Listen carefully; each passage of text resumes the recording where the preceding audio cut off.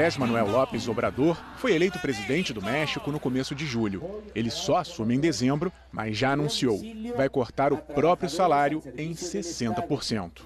Eu vou receber 108. Ou seja, vou receber o 40%. Essa é só uma das medidas prometidas por ele durante a campanha. López Obrador quer reformar a legislação para acabar com o que ele considera privilégios dos funcionários públicos. Vai tentar cortar, entre outras coisas, os bônus sobre os salários e cancelar a pensão vitalícia para ex-presidentes. Enquanto isso, aqui no Brasil, o Congresso Nacional aprovou a Lei de Diretrizes Orçamentárias, a LDO, para 2019. É a LDO que estabelece as metas e prioridades para o ano seguinte e orienta a elaboração do orçamento. Mesmo sabendo da situação fiscal apertada, os parlamentares derrubaram a proibição de aumento para os servidores no ano que vem e abriram espaço também para a criação de novos cargos. As pessoas enxergam como uma promoção especial atuar no setor público, como algo que lhes dá segurança, um elo para viver de vez como tal. O pagamento de pessoal é a segunda maior despesa do orçamento. Fica atrás apenas dos gastos com a Previdência. O Tesouro Nacional projeta um rombo nas contas públicas no ano que vem de 260 bilhões de reais. Num país com as contas no vermelho e com 13 milhões de desempregados, a gente se pergunta às vésperas das eleições: qual seria o tamanho adequado do Estado?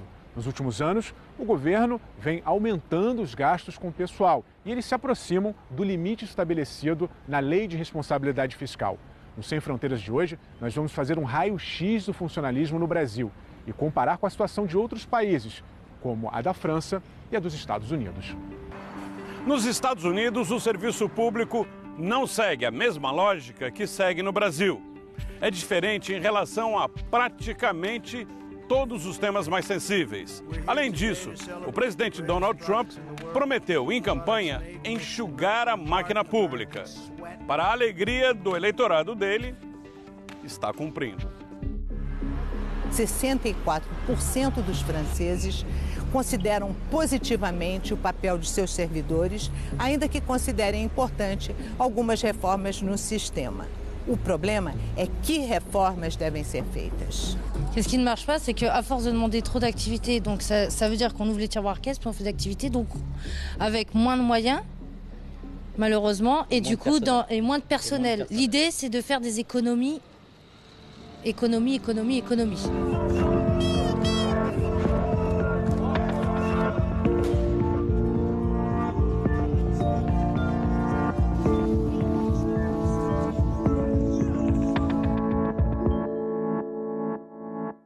Os números são da Organização Internacional do Trabalho. No Brasil, os funcionários públicos representam 5,6% da população, cerca de 11 milhões de pessoas. Estamos acima da média da América Latina, mas abaixo do percentual encontrado nos países da África e da OCDE, a Organização para a Cooperação e Desenvolvimento Econômico, também conhecida como o Clube dos Ricos. O número de funcionários públicos no Brasil é adequado? Para um país que tem uma distribuição de renda, infelizmente, bastante ruim, para uma nação que tem desigualdades sociais imensas e heranças que estão até hoje pesando muito no campo da educação, certamente que não. Nós necessitaríamos, de fato, de um número bem maior de servidores públicos, tanto em nível federal, estadual quanto municipal. Mas isso não significa que o orçamento público tenha condições de dar suporte e aguente tanta gente. Então, o que nós necessitamos, de fato, é de mais produtividade, mais desempenho dos servidores existentes e uma capacidade grande de modernizar o Estado e todo o corpo dos servidores públicos. Quem é aprovado num concurso público no Brasil passa por um período chamado de estágio probatório, que dura de 2 a 3 anos e funciona como uma espécie de período de experiência para avaliar quesitos como assiduidade, produtividade e responsabilidade. Depois disso, o funcionário ganha estabilidade no emprego. Só pode ser demitido depois de um processo disciplinar em que é garantida a ampla defesa do funcionário. ou depois de passar por todos os recursos de um processo judicial. Essa garantia surgiu com a Constituição de 88. A ideia era evitar que os funcionários fossem demitidos por questões políticas, toda vez que um governo mudasse de comando. Na esfera federal, o número de funcionários demitidos aqui no Brasil no ano passado foi de apenas 506, a maioria por corrupção. É uma média parecida com a dos anos anteriores. Por lei, a incompetência não pode ser usada como justificativa para demitir funcionários públicos estáveis. Mas, nos últimos anos, um outro fator prejudicou a eficiência do funcionalismo: a recessão. Sucede que existe uma demanda gigantesca em face também de um orçamento que está apequenado de 2015 para cá. Então, a qualidade de certos serviços, como nitidamente no campo da educação, da saúde pública, da segurança pública, está caindo. Mas isso não significa que individualmente ou em grupos alguns servidores não estejam trabalhando bem. No governo americano, meritocracia comanda. Quem não trabalha bem pode ser dispensado.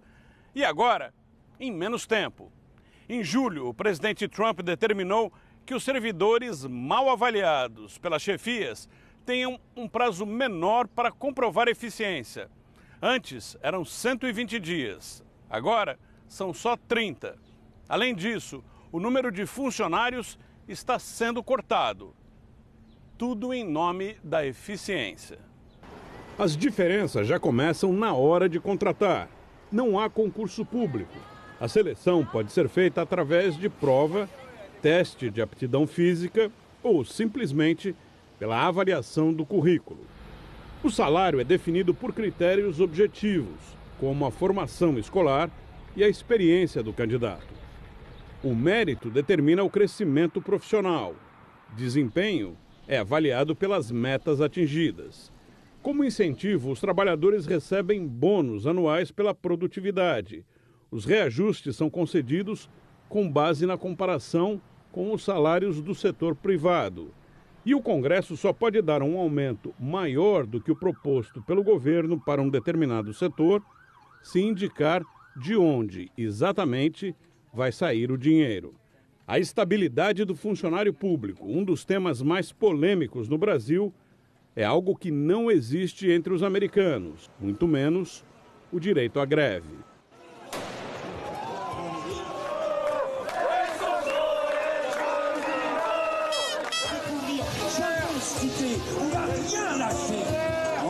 Aqui na França, a percepção de boa parte da população é de que as mudanças que vêm sendo aplicadas desde o início do século XXI são responsáveis pela deterioração do serviço público. Corrigir essas deformações é o que se espera do governo Macron a partir do mês de setembro, quando ele promete anunciar seu novo projeto para o funcionalismo. Mas até agora, os indícios que se tem dessa reforma aprofundam a linha de enxugamento dos seus antecessores. E Macron quer cortar 120 mil postos. Hoje, na França, 1 em cada 6 servidores se beneficia do status de funcionário titular com estabilidade no emprego. Donc ça a été considéré comme un élément de modernisation de la France et de la République. Donc c'est pas du tout considéré à l'époque comme un archaïsme. Alors évidemment aujourd'hui, on a toujours tendance, surtout dans les milieux libéraux, à critiquer violemment le fonctionnaire et le statut parce qu'il ne serait pas intégré dans un système de précarité et de marché. Na escala de degradação do serviço público francês, nada parece ser mais sensível à sociedade que a situação dos hospitais. Estamos em Aulnay-sous-Bois, na periferia de Paris, onde o novíssimo centro hospitalar Robert Ballanger, que há 2 anos substitui a velha estrutura construída no pós-guerra, presta serviços de emergência, cardiologia, doenças crônicas e obstetrícia a uma população de mais de 300 mil habitantes. Gwen e Philippe, enfermeiros com quase 20 anos de experiência, são testemunhas das dificuldades que vêm se acumulando. L'idée, c'est de faire des économies. Voilà. Bah, on se retrouve comme dans une usine, quoi. C'est du travail à la chaîne. C'est ça, c'est du travail à la chaîne. On n'a plus la possibilité de prendre en charge réellement et être au cœur de notre travail. C'est-à-dire prendre le temps de prendre soin. Autre petite conséquence, et non des moindres, c'est qu'on précarise l'emploi. On n'a plus de contrat de travail qui dit que le fonctionnaire, il aura son travail à vie. Pour être à l'aise, pour les prendre en charge à fond, et on est aussi assailli d'administratifs. Il faut faire les entrées, les sorties, on se retrouve à faire le boulot de la secrétaire, le boulot du cadre, le boulot de l'aide-soignant, le boulot de tout le monde. Esta aceleração do volume de trabalho nos hospitais está ligada a uma medida polêmica introduzida nos primeiros anos 2000, que mudou o sistema de financiamento aos hospitais, passando a contabilizar o volume de atendimento. Para entender o funcionamento desse sistema e a crise gerada em consequência de sua aplicação, fomos visitar o Dr. André Grimaldi, professor emérito da Escola Nacional de Medicina no Hospital Pitié-Salpêtrière, ícone do sistema de saúde francês. Ça marche si on utilise une technique de financement, comme je vous disais, pour des soins standardisés. L'opération du canal carpien, l'opération de la cataracte. Vous pouvez dire, ça vaut tant si vous faites 2 cataractes 2 fois plus, 3 cataractes 3 fois plus. Mais quand vous êtes dans la maladie chronique qui est psychosociale, quand vous êtes dans les urgences, quand vous êtes dans les maladies complexes, c'est absurde. On en a fait un outil politique. Un outil politique avec l'idée des tarifs permettent de mettre en concurrence sur un marché de la santé qui n'existe pas, des cliniques commerciales avec des hôpitaux. Le but était à terme de changer le statut de l'hôpital pour lui permettre de devenir privé. D'abord non lucratif, éventuellement lucratif. Ce qui s'est fait en Allemagne. Un tiers des hôpitaux publics sont devenus des cliniques commerciales. Donc la tarification a été utilisée non pas comme une technique de financement mais comme une politique pour privatiser les hôpitaux, ou en tout cas les faire gérer comme des entreprises privées. Dans un système qui est une logique de marché et de concurrence, la santé ne fonctionne pas comme le reste. Em questão de salário, aqui no Brasil, os funcionários públicos recebem bem mais que os trabalhadores do setor privado. Pegando apenas os servidores federais, nas mesmas condições de gênero, cor e nível educacional, eles recebem 67% a mais que os trabalhadores no setor privado na mesma atividade. É a maior diferença entre os países da OCDE. A média mundial é de um salário 16% maior. Mas é um erro colocar todos os funcionários públicos no mesmo balaio. De acordo com um levantamento feito pela ONG Contas Abertas, os funcionários do Legislativo e Judiciário ganham, em média, o dobro de quem trabalha no Executivo. Na medida em que todo mundo vê de que existe uma taxa de desemprego significativa, 12,2%, agora recentemente, em abril para maio de 2018, e essa taxa de desemprego, no lugar de cair, até se mantém, evidentemente existe um apelo, um chamamento muito positivo para assumir um cargo público e nele ficar ad eternum, de vez. O número de funcionários públicos nos Estados Unidos é relativamente pequeno, cerca de 2 milhões, para uma população de 330 milhões. Desde que tomou posse, Donald Trump tem tentado diminuir ainda mais a máquina federal. Congelou contratações e estimulou demissões voluntárias. Algumas agências do governo foram extintas, outras sofreram cortes de até 30% dos funcionários. O plano é reverter o movimento do governo Barack Obama, que contratou 188 mil pessoas para estimular a economia quando o país enfrentou uma recessão. Apesar de todas essas contratações nos últimos anos, o número de servidores federais não mudou muito.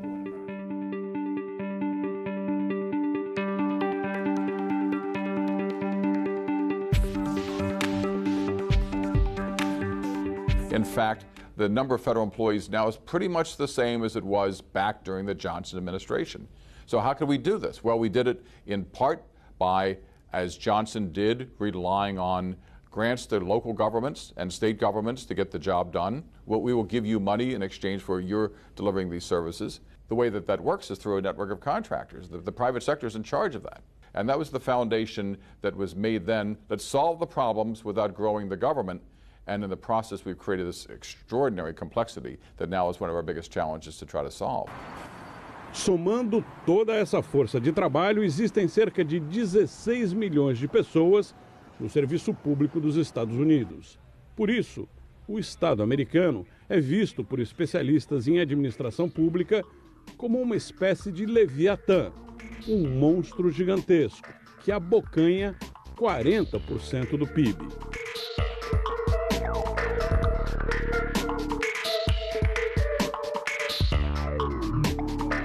Professor Kettle, you wrote one of your many books that the title of the book is Escaping the Jurassic Government. The image that comes to mind is that of the T-Rex, big, destructive, and with very not able arms. Why did you choose this image? That government in the United States was beginning to lose the capacity to get its job done. We have a government that is reaching further and further, but its arms can't quite reach to what it is that it wants to do.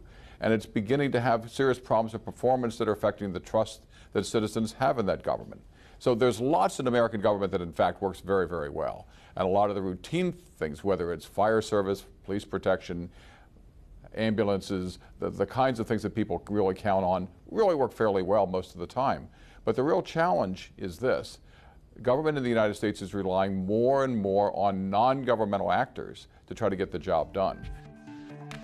Nos Estados Unidos, o que os especialistas chamam de Big Government é uma fórmula que inclui 1.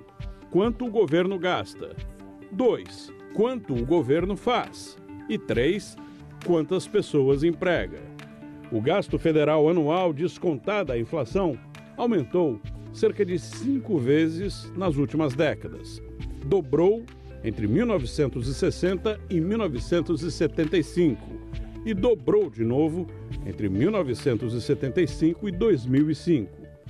Por isso, o plano de Trump de diminuir o número de funcionários federais poderá ter um efeito reduzido.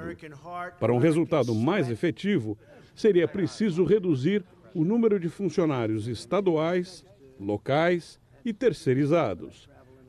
Só que a privatização dos serviços públicos tem um lobby empresarial poderoso no Congresso.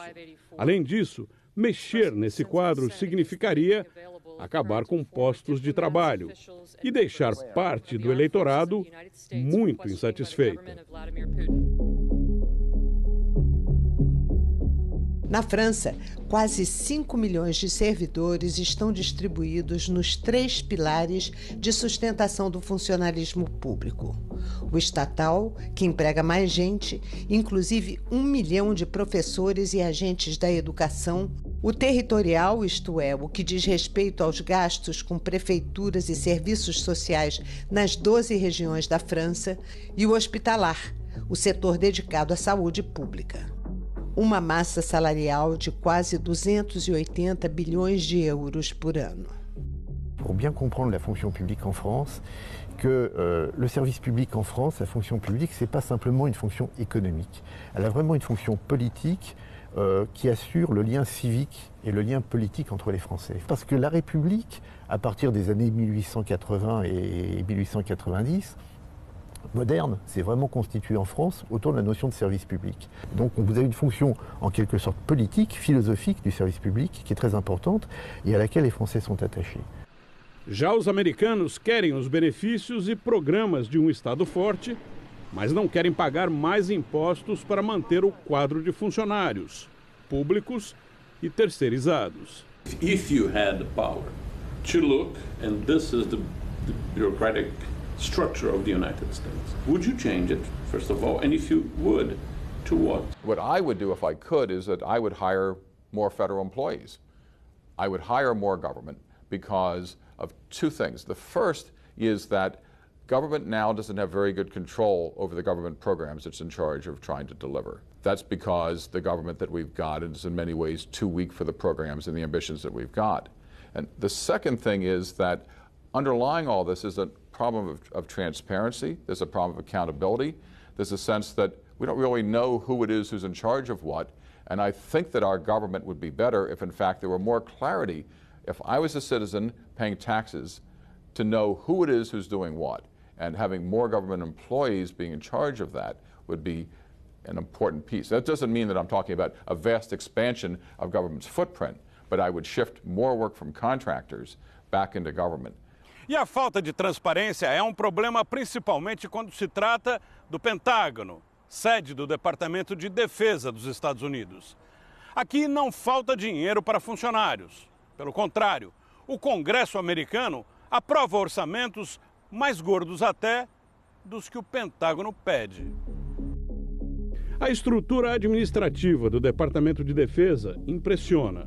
São 800 mil servidores diretos e aproximadamente 770 mil terceirizados full-time.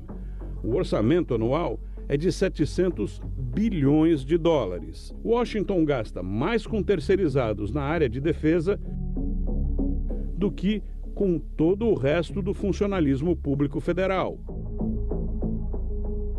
There are, give or take, 1.2 million men and women in uniform in the United States. There is 700,000 contractors, give or take, working with the Pentagon. So for each 1.2 military in the United States, there is one person providing a service or a product or an equipment or a weapon. It's pretty extraordinary.